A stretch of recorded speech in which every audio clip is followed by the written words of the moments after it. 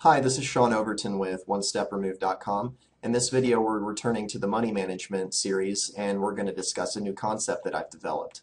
But before we go into that, I'm going to remind you that with perfectly random odds, you develop a bell curve. You don't expect to make any money if you're using a coin toss to decide your trading direction. But if you do some changes in the money management strategies, you can actually alter the shape of this curve, and that's what we're going to discuss.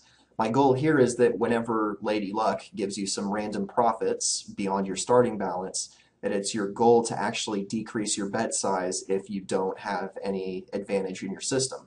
So to demonstrate that, I've put on the bell curve so I can show you the change. And you notice that the minimum and maximum outcomes range more or less between positive and negative 60.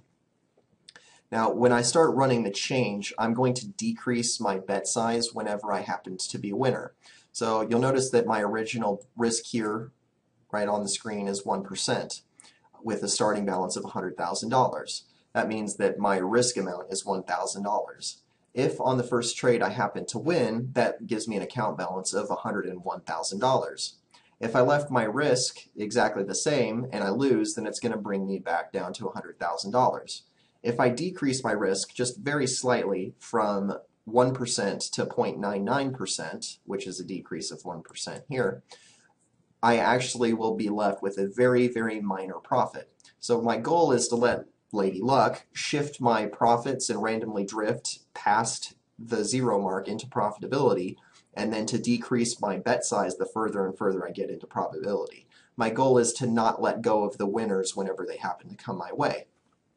And when I do that, and I do the same thing with losers, so if I am losing, I actually am decreasing the bet size as well. And what you'll notice is that the ends of the curve actually come in on both sides, but it comes in an interesting way. So we have a 40% drop, whereas before it was negative 60. And on the maximum side, we went from being positive 60-ish to positive 51. So we've shrunk the tails, but in a good way.